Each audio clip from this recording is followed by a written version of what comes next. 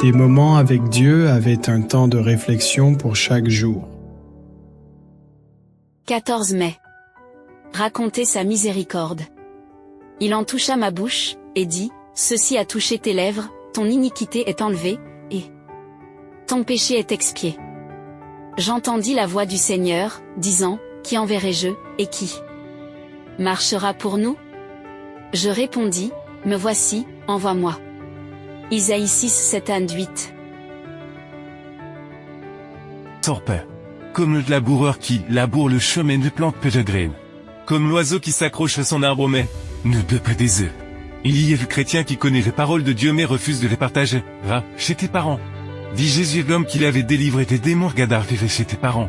Raconte-leur les grandes choses que Dieu a faites pour toi. Il l'homme parti parcourut 10 villes en annonce son expérience de délivrance par Jésus. Mais évidemment, la première condition pour pouvoir parler aux autres est d'avoir fait soi-même l'expérience du salut, et c'est l'histoire de tous ceux qui travaillent pour le Christ.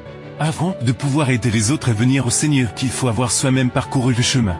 Avant de pouvoir enseigner la repentance pour le salut, il faut d'abord s'être repenti, avant d'envoyer le prophète Isaïe en mission pour avertir Israël. La Bible nous dit qu'il a d'abord été purifié de sa culpabilité, il a fait l'expérience de voir ses péchés contrastent avec les sainteté de Dieu, il s'est humilié devant le Seigneur. Et c'est de Dieu qu'est venue la purification de son âme. Et c'est alors seulement qu'il a pu répondre, me voici, envoie-moi.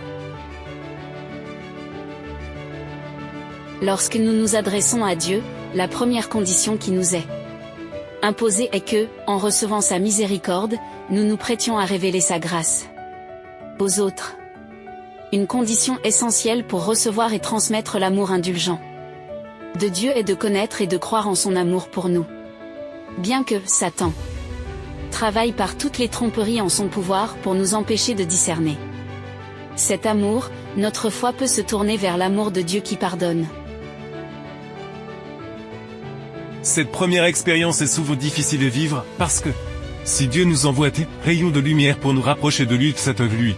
Après nous avoir incité au péché, c'est l'âge qu'il nous murmure que nous sommes trop pécheurs pour aller vers le Seigneur, il nous dit à peu près ceci, je te donne un conseil en tant qu'ami et non en tant que démon, ne vais pas vers Dieu, je le connais qu'il est trop saint. Il n'a pas été dur pour repartir après avoir fait ce que tu as fait, et si souvent. En tant que chrétien, nous sommes réduits à écouter les voix de Satan. Sans nous souvenir que Dieu est grand de miséricorde et grand de pardon, mais si nous disons à l'ennemi quand Jésus livre le pardon de toutes nos fautes, alors Satan n'a aucun moyen de nous éloigner du Seigneur. Satan nous dit que tout effort est vain et que nous ne pouvons pas remédier à nos défauts de caractère. Lorsque nous essayons de nous approcher de Dieu, l'ennemi nous suggère, il ne sert à rien de prier, n'as-tu pas commis cette méchanceté, n'as-tu pas péché contre Dieu et contre ta propre conscience? Mais nous pouvons dire à l'ennemi que le sang de Jésus-Christ nous purifie de tout péché. Lorsque nous sentons que nous avons péché et que nous ne pouvons pas prier, c'est le moment de prier. Ce n'est qu'ensuite, après avoir participé au salut de Dieu, que nous pouvons parler aux autres de son amour. Nous ne devons pas garder ce que nous savons, ni retenir ce que nous avons appris.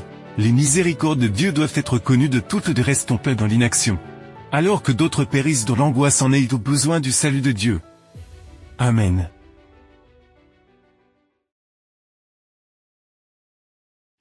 Merci pour écouter cet audio.